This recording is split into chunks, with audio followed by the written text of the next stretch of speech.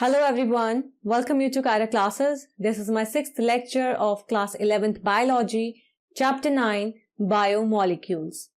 आज के वीडियो का टॉपिक है factors affecting enzyme activity. So video start करने से पहले अगर आपने अभी तक मेरे चैनल को सब्सक्राइब नहीं किया है तो प्लीज सब्सक्राइब करें कायरा क्लासेस को, जिससे आप मेरी कोई भी वीडियो मिस ना कर पाएं. Thank you.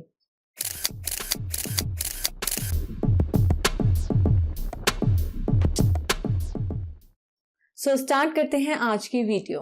Factors affecting enzyme activity. तो बहुत से फैक्टर्स हैं जो एंजाइम की एक्टिविटी को अफेक्ट करते हैं, या फिर हम कह सकते हैं कुछ कंडीशंस हैं जिसकी वजह से एंजाइम की एक्टिविटी पे इफेक्ट पड़ता है. तो अगर उन कंडीशंस में चेंज आता है तो उससे एंजाइम की एक्टिविटी पे इफेक्ट पड़ता है. जैसे कि टेम्परेचर है, pH, change in substrate concentration या बाइंडिंग ऑफ स्पेसिफिक केमिकल्स. ये कंडीशंस हैं जिसकी वजह से किसी एंजाइम की एक्टिविटी रेगुलेट हो सकती है. तो basically the activity of an enzyme can be affected by change in the conditions which can alter the tertiary structure of the protein. तो बेसिकली जो एक्टिविटी है एंजाइम की वो इफेक्ट होती है इन कंडीशंस में चेंज आने की वजह से, जो कि क्या करता है, प्रोटीन का जो टर्शियरी स्ट्रक्चर है उसको चेंज करता है. अब हम एक एक फैक्टर को डिटेल में पढ़ेंगे. तो फर्स्ट है टेम्परेचर और पीएच. एंजाइम्स जो है वो जनरली फंक्शन करते हैं एक नैरो रेंज ऑफ टेम्परेचर और पीएच में. Each enzyme shows it's highest activity at a particular temperature and pH called the optimum temperature and optimum pH. तो हर एक एंजाइम जो है वो अपनी हाईएस्ट एक्टिविटी, मतलब मैं कह सकती हूँ हाईएस्ट एक्टिविटी या पीक लेवल, ओके, तो वहां पे बेसिकली वो एंजाइम जो अपनी एक्टिविटी हाईएस्ट शो करता है, पीक लेवल पे होता है. तो एक पर्टिकुलर टेम्परेचर पे होता है, एक पर्टिकुलर पीएच पे होता है. तो उस पर्टिकुलर टेम्परेचर या पर्टिकुलर पीएच को आप क्या कहते हो, optimum temperature and optimum pH. Activity जो है वो धीरे धीरे फिर गिरने लगती है. अगर आप ऑप्टिमम वैल्यू के ऊपर जाओगे तो एक्टिविटी जो एंजाइम की वो गिरने लगेगी. अगर आप ऑप्टिमम वैल्यू के नीचे जाओगे तब भी जो एंजाइम की एक्टिविटी है वो डिक्लाइन होती है. Low temperature preserves the enzyme in a temporarily inactive state, whereas high temperature destroys enzymatic activity because proteins are denatured by heat. अगर आप लो टेम्परेचर दे रहे हो तो इससे एंजाइम प्रिजर्व रहता है. तो बेसिकली जो वो एक इनएक्टिव स्टेट में, टेम्परली वो एक इनएक्टिव स्टेट में रहता है. लेकिन अगर आप हाई टेम्परेचर प्रोवाइड करो किसी एंजाइम को तो उससे एंजाइमेटिक एक्टिविटी डिस्ट्रॉय हो जाती है, क्योंकि प्रोटीन्स जो हैं वो हीट की वजह से डीनेचर हो जाते हैं, या फिर मैं कह सकती हूँ प्रोटीन का जो स्ट्रक्चर है बेसिकली वो डिग्रेड हो जाता है बाय हीट. तो आप यहाँ पे ग्राफ में देख सकते हैं effect of change in pH, temperature, concentration of substrate on enzyme activity, इन्होंने यहाँ पे दिखा रखा है. ओके, तो टेम्परेचर और बेसिकली पीएच की बात करें तो मैंने आपको बताया था एक हाईएस्ट एक्टिविटी आपको एक ऑप्टिमम टेम्परेचर, एक ऑप्टिमम पीएम, एक आपको हाईएस्ट एक्टिविटी जो है एंजाइम की वो एक ऑप्टिमम टेम्परेचर या ऑप्टिमम पीएच पे मिलेगी. अगर आप उससे ऊपर जाओगे तो वो डिक्लाइन होती है. अगर आप उसके नीचे जाओगे उस ऑप्टिमम वैल्यू के तब भी वो डिक्लाइन होती है. नेक्स्ट है हमारा कंसंट्रेशन ऑफ सबस्ट्रेट. तो ये एक और फैक्टर है कंसंट्रेशन ऑफ सबस्ट्रेट. अगर आप सबस्ट्रेट कंसंट्रेशन बढ़ाते हो सो जो वेलोसिटी होती है एंजाइमेटिक रिएक्शन की वो पहले बढ़ती है, फिर जो रिएक्शन है वो एक मैक्सिमम वेलोसिटी पे आ जाता है जिसे हम कहते हैं Vmax, लेकिन उसके बाद वो एक्सीड नहीं करता.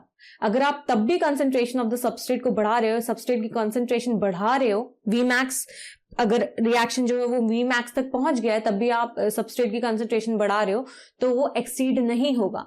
ओके, ये इसलिए होता है क्योंकि जो एंजाइम मॉलिक्यूल्स होते हैं वो सबस्ट्रेट मॉलिक्यूल्स के हिसाब से कम होते हैं, कम रह जाते हैं. बेसिकली जो एंजाइम मॉलिक्यूल्स हैं वो सबस्ट्रेट मॉलिक्यूल्स के हिसाब से कम रह जाते हैं, और जब इन मॉलिक्यूल्स का सैचुरेशन हो जाता है तो कोई फ्री एंजाइम मॉलिक्यूल्स नहीं बचता है जो कि एडिशनल सबस्ट्रेट मॉलिक्यूल्स से बाइंड कर सके. एंजाइम की एक्टिविटी सेंसिटिव होती है to the presence of specific chemicals. अगर कुछ स्पेसिफिक केमिकल्स प्रेजेंट हैं तो एंजाइम की एक्टिविटी जो है वो सेंसिटिव होती है, जो कि एंजाइम को बेसिकली वो स्पेसिफिक केमिकल्स एंजाइम को बाइंड करते हैं. When the binding of the chemical shuts off enzyme activity, the process is called inhibition and the chemical is called an inhibitor. अगर कोई केमिकल जो है, अगर किसी केमिकल की बाइंडिंग की वजह से एंजाइम एक्टिविटी शट ऑफ हो रही है, ओके, रुक रही है, तो उस प्रोसेस को हम कहते हैं इनहिबिशन और उस केमिकल को हम कहेंगे इनहिबिटर. तो बेसिकली एंजाइम की एक्टिविटी सेंसिटिव है अगर कोई स्पेसिफिक केमिकल्स जो है वो बाइंड कर रहा है एंजाइम से. ओके, और अगर बाइंडिंग जो हो रही है केमिकल की जो बेसिकली बाइंडिंग की वजह से एंजाइम एक्टिविटी शट ऑफ हो रही है तो उस प्रोसेस को हम इनहिबिशन कहेंगे और उस केमिकल को हम क्या कहेंगे, इनहिबिटर. अगर बेसिकली इनहिबिटर जो है वो अगर सबस्ट्रेट से क्लोजली रिजेंबल करता है उसके मॉलिक्यूलर स्ट्रक्चर के हिसाब से, मतलब अगर उस मॉलिक्यूलर स्ट्रक्चर सबस्ट्रेट का और इनहिबिटर का क्लोजली रिजेंबल कर रहा है तो एंजाइम की एक्टिविटी को इनहिबिट करता है, और फिर हम उस इनहिबिटर को क्या कहेंगे, कॉम्पिटिटिव इनहिबिटर। अब जस्ट बिकॉज कि उसकी क्लोज स्ट्रक्चरल सिमिलैरिटी है सबस्ट्रेट के साथ, वो सबस्ट्रेट जैसा ही दिखता है, तो जो इनहिबिटर है वो कॉम्पीट करता है सबस्ट्रेट के साथ for the substrate binding site of the enzyme. तो बेसिकली एंजाइम में सबस्ट्रेट बाइंडिंग साइट होती है, ओके तो उस सबस्ट्रेट बाइंडिंग साइट के लिए वो इनहिबिटर सबस्ट्रेट के साथ कॉम्पीट करता है। रिजल्ट ये होता है कि सबस्ट्रेट जो है वो बाइंड नहीं कर पाता और एंजाइम एक्शन जो है वो डिक्लाइन हो जाता है। एग्जाम्पल के तौर पे इन्होंने दिया है सक्सेनिक डिहाइड्रोजनेज का इनहिबिशन, किससे, मैलोनेट से, जो कि क्लोजली रिजेंबल करता है सबस्ट्रेट सक्सेनेट से। मतलब बेसिकली अगर सक्सेनेट का जो सक्सेनेट सबस्ट्रेट है अगर उसका स्ट्रक्चर देखा जाए तो उसका स्ट्रक्चर बिल्कुल मैलोनेट जैसा होता है, तो यहाँ पे सक्सेनिक डिहाइड्रोजनेज जो है वो इनहिबिट हो जाता है बाय मैलोनेट। इस तरह के कॉम्पिटिटिव इनहिबिटर्स जो होते हैं वो बैक्टीरियल पैथोजेंस को कंट्रोल करने में भी यूज किए जाते हैं।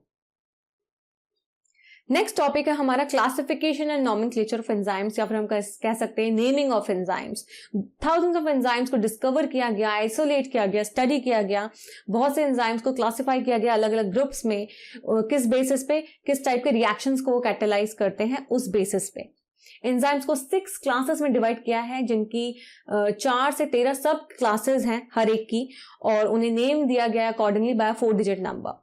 फर्स्ट है ऑक्सीडो रिडक्टेज डिहाइड्रोजनेज। तो एंजाइम जो कि कैटेलाइज कर रहे हैं oxidoreduction between 2 substrates S and H', उन्हें हम कहते हैं ऑक्सीडो रिडक्टेज या डिहाइड्रोजनेज। दैट मीन्स ऑक्सीडेशन भी हो रहा है, रिडक्शन भी हो रहा है, ऑक्सीडो रिडक्शन।